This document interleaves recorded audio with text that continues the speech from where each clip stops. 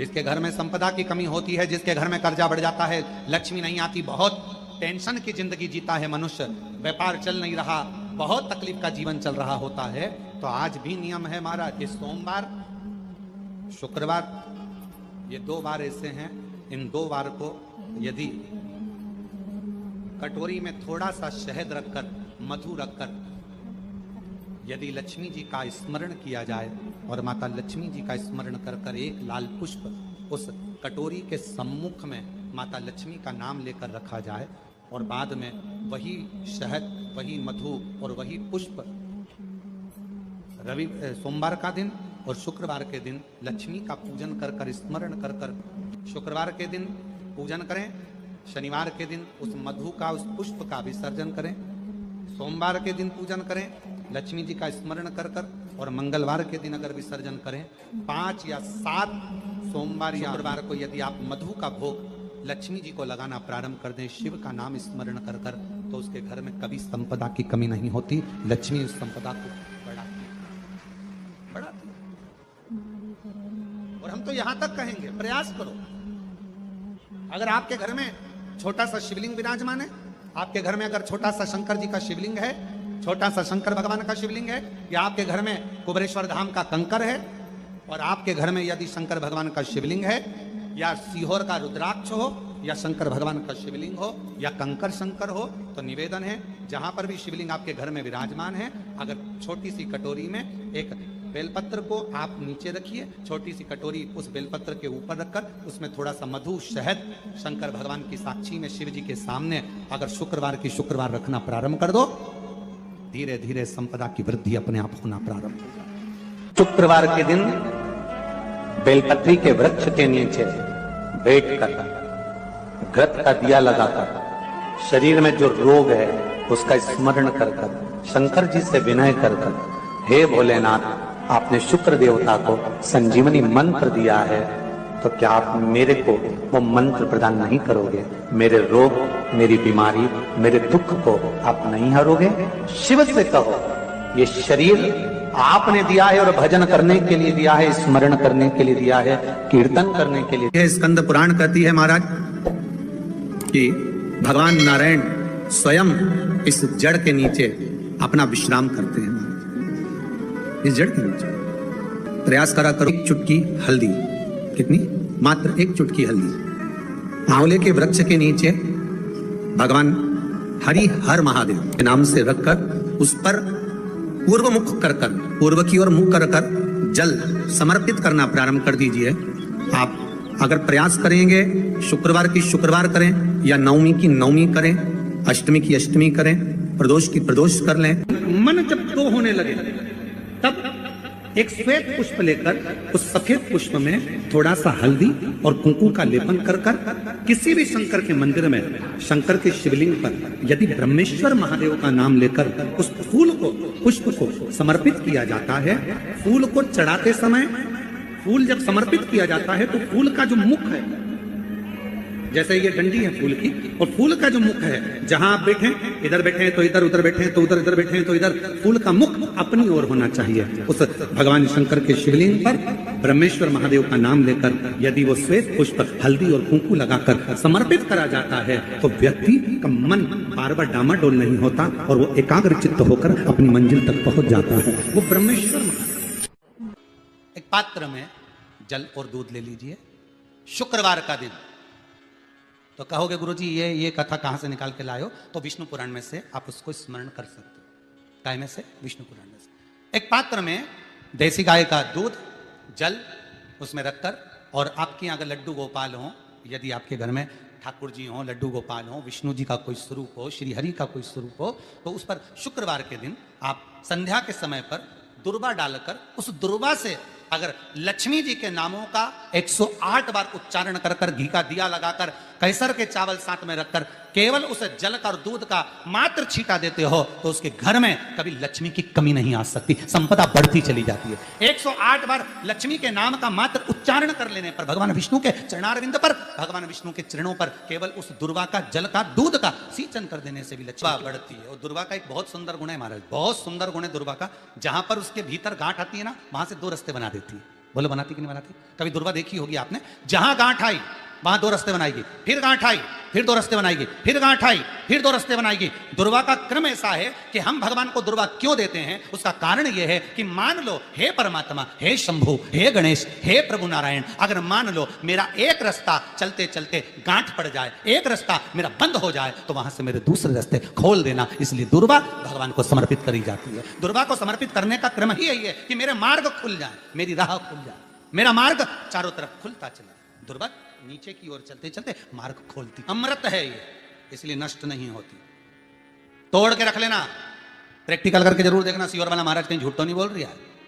तोड़ कर रखो दुर्वा को, बोरी में भर कर रखो, 4 साल 6 महीने 8 महीने बाद सूख जाए, बेकार हो जाए, उसके बाद भी उसको खेत में बगीचे में कहीं ले जाकर पटक देना, 8-15 दिन पानी देना, देखो फिर वापस वही हरी की हरी होना, वही कहीं ना कहीं से स्फुटित होते फिर आगे बढ़ना चालू कर देगी। उसका तत्व है अमृत, वो अमर है, मरती नहीं, फिर चालू हो जाती। शिव कहते हैं यही अमरता है, यही अमरता है कि दुख आया तो मरने की नहीं सोचना है। तकलीफ आई, कष्ट आया, रोग आया, बीमारी आई, थोड़ा सा तकलीफ आ गई, थोड़ी बीमारी आ गई, थोड़ा दुख आ गया, तो ये मत सोचना मैं मरना है। नहीं नहीं नहीं, अभी तो और जीना है। तो किस लिए जीना है? कोई कहेगा इसको कहीं आसक्तियां होंगी, घर की, परिवार की, कुटुंब की, कबीले की, इसलिए जीना चाहती है, इसलिए जीना चाहता। नहीं, आसक्ति एक रखना कि मैं जीना इसलिए चाहता हूं, मैं और जीना चाहती हूं, इसलिए चाहती हूं कि अब मैं भगवान का भजन करना चाहती हूं। अभी तक मैंने परिवार, कुटुंब, कबीले, संसार के लिए करा, अब जितनी जिंदगी दी उस मालिक ने, अब मैं उसका भजन करूं। दुर्वा भगवान विष्णु को चढ़े, दुर्वा गणेश जी को चढ़े, दुर्वा शिव जी को चढ़े, दुर्वा ब्रह्मा को चढ़े, दुर्वा इंद्र को चढ़े, दुर्वा पितरों को चढ़े। कितना सुंदर कहा है। जिसके घर में पितृदोष प्रबल होता है, बहुत प्रबल पितृदोष है, तो उसके घर के जहां पानी का मटका रखा था, पितृदोष मालूम है ना? पितृदोष का लक्षण क्या होता है? 1 रुपए कमाओ, 1.25 रुपए खर्च हो, समझ लेना पितृदोष है। रात्रि को सो गए तुम, बड़े नींद आ गई तुमको, बहुत प्रेम से सो गए, सोने के 1.5 घंटे या 2 घंटे बाद तुम्हारी नींद खुल जाए और कम से कम आधे घंटे तक तुमको भूख लग रही हो, समझ लेना पितृदोष है। सोकर उठने के बाद में जैसे ही 1-2 घंटे की नींद हो गई और अचानक नींद खुल गई और तुम्हें भूख लग रही है, प्यास लग रही है बहुत तेज, अभी सोए हो, 1.5 घंटा ही हुआ, 2 घंटे ही हुआ, भूख लगने लगी, बहुत तेज भूख लग रही है, समझ लेना पितृ भोजन किया। सोने के बाद तत्काल नींद खुले 2 घंटे के बाद भूख लगे, उसका भी एक समय बताया है महाराज ब्रह्मवर्ता पुराण के अंतर्गत कि रात्रि को सोने के बाद में 1 घंटे की नींद हो जाए और उसके बाद में 2 घंटे के अंदर वापिस नींद खुल जाए और भूख लगने लगे, तो समझ लो पितृ भूखे हैं, भोजन मांग रहे हैं, अन्न मांग रहे हैं, पितृदोष है। पितृदोष का कुछ वर्णन किया गया है। घर में एक पात्र के चक्कर में, एक बेडशीट के चक्कर में, एक सामान के चक्कर में विवाद हो रहा है, तो समझ लो पितृदोष है। 1 रुपया कमाया, 1.25 खर्च हो रहा है, पितृदोष है। घर में एक बीमार, दूसरा फिर बीमार हो गया, तीसरा फिर बीमार हो गया, एक ठीक हुआ, एक बीमार हुआ, पितृदोष है। पितृदोष का भाव, तो उसके लिए करना क्या है? शिव महापुराण की कथा कहती है, सुंदर गणेश जी का चरित्र वर्णन करता है, स्कंद पुराण कहती है, विष्णु पुराण कहती है कि दुर्वा 21 दुर्वा की गांठ बनाकर, 7 गांठ 21 दुर्वा की बनाकर, जो अपने पितरों का मटका मतलब परिंडा, हंडा, जो भी पानी का भरते हो, उसके नजदीक में मात्र एक कटोरी में चावल रखकर उसमें अगर दुर्वा रख देता है तो मात्र 5 या 7 दिन में पितृदोष समाप्त होना प्रारंभ हो जाता है। उसके घर में लक्ष्मी की वृद्धि होने लगती है, सुख शांति अपने आप आने लगती है, उसका क्लेश समाप्त हो जाता है। दुर्वा में वो गुण है जो पितृ भी उसका भाग अमृत तत्व प्राप्त करना। और सरल भाषा में समझिए, जिसकी फैक्ट्री नहीं चल रही हो, फैक्ट्री में बार बार कुछ तकलीफ आ रही हो, गाड़ियां नहीं चल रही हो, 4 व्हीलर गाड़ियां ले रखी हैं, कभी ट्रक गड़बड़ हो रहा है, कभी ट्रक में ये हो रहा है, कभी गाड़ी में ये हो रहा है, कभी बस में ये हो रहा है, बस एक काम करना है, दुर्वा का थोड़ा सा भाग लेकर पानी के लोटे में उसको डालकर 5 अक्षत के दाने उसको पटक कर उस गाड़ी के अंदर उस कलश को रख दो, बस आधे घंटे के लिए, और उस पानी को चक्के के चारों तरफ डालते डालते जाइए दुर्वा के साथ में, तकलीफ नहीं देगा। फैक्ट्री का भी यही प्रमाण, दुर्वा में वो अमृत तत्व छुपा है जिसका सुख आनंद दे जाता है। दुर्वा का एक नाम और है, उसका नाम है अमृत जन्मा। क्या नाम है? अमृत जन्म। दुर्वा का एक नाम और है, मारवाड़ी लोग इसको द्रोवी बोलते हैं। शंकर भगवान, गौ माता दूध की धार लगाती है, इसलिए दुर्वा का दूध से बड़ा मिलन। कोई भी ग्रह अनुकूल नहीं है, सब बेकार चल रहे हो, सब प्रतिकूल चल रहे हो, दूध के पात्र में दुर्वा डाल लो, पीपल के वृक्ष के नीचे चढ़ा कर आओ, राहु केतु शुक्र शनि जो भी गड़बड़ है सब सुधरना चालू हो जाता है। दुर्वा का वो जिस नदी में स्नान करो, तीर्थ में जाकर, उस नदी के पास में कोई बगीचा लगा हो, वहां की दुर्वा को तोड़कर स्नान करते समय नदी में मात्र विसर्जन कर देने पर पितरों को पिंड पहुंच जाता है। मात्र उस दुर्वा का विसर्जन कर देने पर पितरों को पिंड का भाग मिल जाता है। अभी ना तो तुम्हारे पास में आटा है, ना तुम्हारे पास में चावल है, ना तुम्हारे पास में पिंड है, ना कोई तुम्हें संकल्प छुड़ा रहा है, ना कोई तुम्हारे पास में वस्तु है, उसके बाद भी पितरों को भाग मिल रहा है। काय से? केवल एक दुर्वा के तत्व से। स्नान करने से पहले पवित्र नदी में, गंगा, यमुना, नर्मदा, सरयू आदि किसी पवित्र नदी में आप स्नान कर रहे हो, वहां के बगीचे में घूमकर आप जाते तो हो, पैदल ही नहाने जाते हो, तो घाट के आसपास में कोई बगीचा, वहां की दुर्वा तोड़ ली, एक दुर्वा नहाने से पहले अपने पूर्वजों पितरों के नाम से नदी में छोड़ दी।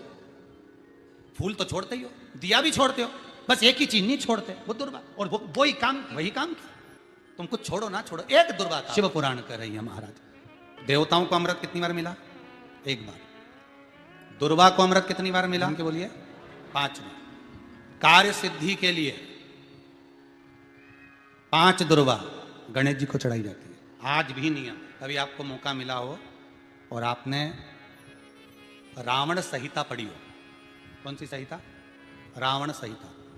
क्योंकि रावण शिव का उपासक था, भजन करने वाला था। शिव तांडव स्तोत्र आज भी लोग रावण का एक आनंद में पढ़ते। तो शिव का उपासक है रावण, शंकर का उपासक। विद्वान भी था, ज्ञानवान भी। तो देवता के हाथ से मरना था उसको, इसलिए उसने मांगा ही यही था। तो रावण संहिता अगर किसी ने पढ़ी हो तो उसको मालूम होगा, रावण संहिता में 4 तरह के तिलक का महत्व बताया। कितने तिलक? 4। उन 4 तिलक में सर्वश्रेष्ठ तिलक रावण बताता है। एक तिलक सर्वश्रेष्ठ है, वो है दुर्वा। जो दुर्वा होती है, उस दुर्वा को जलाकर उसकी भस्म तैयार कर उसमें गाय का, श्वेत गाय, कौन सी गाय? सफेद। उस गाय के शरीर पर कोई दाग ना, उसके शरीर पर पूर्ण तरह से श्वेत हो, ना लाल उसमें कोई धब्बा हो, ना काला धब्बा हो, ना कोई कलर हो, बस केवल श्वेत। रावण संहिता में 4 तरह के तिलक का प्रमाण दिया। तो एक तिलक रावण संहिता में वर्णन आया, एक तिलक का जो व्याख्यान वर्णन किया गया, उसमें दुर्वा को जलाकर राख कर भस्म बनाकर उसमें गाय का घी, देसी गाय का घी मिलाकर और उसका बिंदी, उसका तिलक मस्तक पर लगाकर या नैनों में सुरमा लगाकर जो व्यक्ति जिस किसी से मिले वो उसका हो जाए। उस दुर्वा में इतना प्रबलता आ जाती है, अमृत तत्व जुड़ा हुआ है दुर्वा के। रावण संहिता में 4 तिलक बताएं, उसमें से सबसे 4 तिलक में अलग अलग एक बेलपत्री की जड़ का तिलक है, एक आंकड़े की जड़ का तिलक है। रावण संहिता में 4 तिलकों का वर्णन है, उसमें मुख्य है सबसे ज्यादा। हम तो कहेंगे, अगर मान लो वैसे तो नौकरी करने जाओ, सर्विस करने जाओ तो आंख में काजल लगा कर जा नहीं सकते, नहीं तो लोग ही कह देंगे कहाँ से आया है। मालूम पड़े तुम नौकरी के लिए इंटरव्यू देने जाओ और आंखों में काजल लगा के चले जाओ, तो फिर भी एक प्रयास करना, फिर भी एक प्रयास करना, उस दुर्वा का जो काजल बनाओ, मूछे हो, दाढ़ी हो, कहीं कहीं पर भी उसकी एक बिंदी लगा कर चले जाओ, वो असर करेगी और आपको वो जॉब मिल ही जाएगा, ये पक्का है। उसमें आकर्षण होता है। दुर्वा आकर्षण का केंद्र करती है। आपको कभी आपके नयनों में दर्द हो रहा हो, जलन हो रही हो, तो आप दुर्वा, हरी भरी दुर्वा हो, वहां थोड़ी देर चलने का प्रयास करिएगा, आपके नेत्रों का विकार समाप्त हो जाएगा। दुर्वा में वो एक सुख है, वो अमृत छपा हुआ। और एक बार का अमृत नहीं, 5 बार का अमृत। कौन से देवता हैं जिनके ऊपर दुर्वा का जल दूध में मिला हुआ छीटा जाए? श्वेत गाय के। देखो दूध का प्रमाण बार बार दुर्वा के साथ आया, उसका कारण क्या है? क्या कारण हो सकता है उसका? उसका एक कारण है, समुद्र मंथन के समय पर सबसे पहले कुछ निकला था, तो समुद्र मंथन में सबसे पहले निकली थी गौ माता निकली थी। क्या निकली थी? गाय। सबसे पहले निकली थी गाय। और कितनी गाय निकली थी? 5। पहली नंदा, दूसरी सुभद्रा, तीसरी सुरभि, चौथी सुशीला, 5वीं बहुला। ये 5 गाय समुद्र मंथन में निकली। अब समुद्र मंथन में जब गौ माता निकली तो सारे 33 कोटि देवता मंथन में जो लगे हुए थे, उन मंथन को करते करते देवता थक चुके थे, सारे देवता थक चुके। बहुला सुरभि और सुशीला से बोली, सुभद्रा से बोली, नंदा से बोली, अपना काम है, एक काम करो, अपन आप रूप दूध की धार बहाना प्रारंभ करो, अपने आप दूध की धार हम मृत्युलोक में हम भेजें इन देवताओं के लिए, तो देवताओं को अमृत तत्व मिलेगा, आनंद होगा। और गौ माता ने ऊपर खड़े होकर जो दूध बहाना प्रारंभ करा, वो देवताओं के मुख में आधा तो गया और आधा दूध समुद्र पर जब गिरा, और जो मंथन चल रहा था उस मंथन के चलते, कभी दूध का दही का मंथन करना तो क्या निकल कर आएगा, मक्खन आ जाएगा। वो मक्खन तैरता हुआ समुद्र की लहर से दुर्वा पर जा पड़ा। इसलिए आज भी दुर्वा के साथ में गौ माता के दूध का बड़ा प्रमाण, जर्सी नहीं, विदेशी नहीं, देसी गाय, और देसी गाय का दूध का बड़ा बड़ा प्रमाण है साहब। हम कई बार कथाओं में कहते हैं, जैसा खाया अन्न, बोलते जाओ, वैसा हो गया मन, जैसा पिया पानी वैसी हो गई वाणी, और जैसा पिया दूध वैसी बन गई बुद्ध। बुद्धि कैसे बनी? डब्बे का दूध पियोगे तो डब्बे हो जाओगे, थैली का दूध पियोगे तो थैली, बोतल का दूध पियोगे तो बोतल। एक पात्र में जल और दूध ले लीजिए, शुक्रवार का दिन, तो कहोगे गुरुजी ये कथा कहां से निकाल के लाए हो? तो विष्णु पुराण में से आप उसको स्मरण कर सकते हो। काय में से? विष्णु पुराण में से। एक पात्र में देसी गाय का दूध, जल उसमें रखकर, और आपके यहाँ अगर लड्डू गोपाल हो, यदि आपके घर में ठाकुर जी हो, लड्डू गोपाल हो, विष्णु जी का कोई स्वरूप हो, श्री हरि का कोई स्वरूप हो, तो उस पर शुक्रवार के दिन आप संध्या के समय पर दुर्वा डालकर, उस दुर्वा से अगर लक्ष्मी जी के नामों का 108 बार उच्चारण कर कर, घी का दिया लगाकर, कैसर के चावल साथ में रखकर, केवल उस जल का और दूध का मात्र छींटा देते हो, तो उसके घर में कभी लक्ष्मी की कमी नहीं आ सकती, संपदा बढ़ती चली जाती है। 108 बार लक्ष्मी के नाम का मात्र उच्चारण कर लेने पर, भगवान विष्णु के चरणारविंद पर, भगवान विष्णु के चरणों पर केवल उस दुर्वा का जल का दूध का सींचन कर देने से भी दुर्वा बढ़ती है। और दुर्वा का एक बहुत सुंदर गुण है महाराज, बहुत सुंदर गुण है दुर्वा का। जहां पर उसके भीतर गांठ आती है ना, वहां से 2 रास्ते बना देती है। बोलो बनाती कि नहीं बनाती? कभी दुर्वा देखी होगी आपने, जहां गांठ आई वहां 2 रास्ते बनाएगी, फिर गांठ आई फिर 2 रास्ते बनाएगी, फिर गांठ आई फिर 2 रास्ते बनाएगी। दुर्वा का क्रम ऐसा है कि हम भगवान को दुर्वा क्यों देते हैं, उसका कारण यह है कि मान लो हे परमात्मा, हे शंभु, हे गणेश, हे प्रभु नारायण, अगर मान लो मेरा एक रास्ता चलते चलते गांठ पड़ जाए, एक रास्ता मेरा बंद हो जाए, तो वहां से मेरे दूसरे रास्ते खोल देना। इसलिए दुर्वा भगवान को समर्पित करी जाती है। दुर्वा को समर्पित करने का क्रम ही यही है कि मेरे मार्ग खुल जाए, मेरी राह खुल जाए, मेरा मार्ग चारों तरफ खुलता चले। दुर्वा नीचे की ओर चलते चलते मार्ग खोल, अमृत है ये, इसलिए नष्ट नहीं होती। तोड़ के रख लेना, प्रैक्टिकल करके जरूर देखना, सियोर वाला महाराज कहीं झूठ तो नहीं बोल रही है। तोड़ कर रखो दुर्वा को, बोरी में भर कर रखो, 4 साल 6 महीने 8 महीने बाद सूख जाए, बेकार हो जाए, उसके बाद भी उसको खेत में, बगीचे में कहीं ले जाकर पटक देना, 8-15 दिन पानी देना, देखो फिर वापस वही हरि की हरि होना, वही कहीं ना कहीं से स्फुटित होते फिर आगे बढ़ना चालू कर देगी। उसका तत्व है अमृत, वो अमर है, मरती नहीं, फिर चालू हो जाती। शिव कहते हैं यही अमरता है, यही अमरता है कि दुख आया तो मरने की नहीं सोचना है, तकलीफ आई, कष्ट आया, रोग आया, बीमारी आई, थोड़ा सा तकलीफ आ गई, थोड़ी बीमारी आ गई, थोड़ा दुख आ गया, तो ये मत सोचना मैं मरना है, नहीं नहीं नहीं, अभी तो और जीना। आया दरवाजे तक रोग, आया दरवाजे तक बीमारी, आया दुख दरवाजे तक, दुख क्यों ना आएगा? हमारे पूर्व का कर्म है तो दुख मिलना ही है। कोई महाराज जी तुमसे कहते कि तुम्हें दुख ही नहीं आएगा, मैं बैठा हूं, तो महाराज जी से कहते ना तुम्हारे चरण कहां में बता दो, क्योंकि दुख तो आएगा, जैसी करनी वैसी है करनी। जो पूर्व में कर कर आए हो, भले आज तुम किसी को दुख नहीं दे रहे, भले आज तुम किसी को तकलीफ नहीं दे रहे, पर पूर्व का कर कर आए हो वो तो भोगना पड़ेगा। 2 कारणों से मनुष्य का शरीर मिलता है, एक कर्म का भोग भोगने के लिए, दूसरा भगवान का भजन करने के लिए। भजन भी करो और दुख भी भोगो। जो मिला है किस्मत में, बड़े प्रेम से मिला, ना जाने क्यों मिला इतना दुख, उसका कारण होगा, वो कारण को ढूंढना बाद में, अपने को ढूंढने की जरूरत भी क्या, अपन तो भजन करो, भजन करोगे तो दुख कटेगा। मंदिर जाने से दुख नहीं कट रहा, दुख कैसे कट रहा है? मंत्र जपने से, नाम जपने से, राम कहने से, कृष्ण कहने से, शिव कहने से, भवानी कहने से, मंत्र जितना जपोगे उतना दुख कटता चलेगा। भोला सब दुख काटो, ओ भोला सब दुख काटो, शिव शंकर जपूं तेरी माला। भोला, जैसे व्यक्ति का कोई काम नहीं हो रहा, बहुत दिन से लगे, बहुत समय से लगे, ये काम हो ही नहीं रहा, तो शंकर जी का नाम को उल्टा कर कर जपना चालू कर दो, नमः शिवाय ओम। आपको लगे कि आपके घर में शांति बिल्कुल नहीं है, क्लेश बहुत ज्यादा है, बहुत ज्यादा तकलीफ, हमारे घर में कुछ न कुछ जरा सी बात पर विवाद होता ही है, तो प्रयास करिएगा कि आप काली तिल थोड़ी सी, 1 काली मिर्ची और 7 लौंग, क्या क्या तिल चीजें हैं, काली तिल, काली मिर्ची, 7 लौंग, केवल ये हथेली में रखकर अपना नाम और गोत्र बोलकर अपने दरवाजे से बाहर निकलकर किसी भी शंकर के मंदिर को समर्पित करिए। शिव पे नहीं चढ़ाने दें तो शंकर की चौखट पर रखें। महाराज घर में कभी क्लेश नहीं होगा, बिल्कुल शांति, सहजता। श्री शिवाय नमस्तुभ्यम, हर हर महादेव। यह उपाय आप शुक्रवार के दिन जरूर करें। पान के पत्ता ले और उस पर शहद रखें, शहद के सामने फूल रखें। इस उपाय को करने से होगी आपकी हर मनोकामना पूरी। श्री शिवाय नमस्तुभ्यम, हर हर महादेव।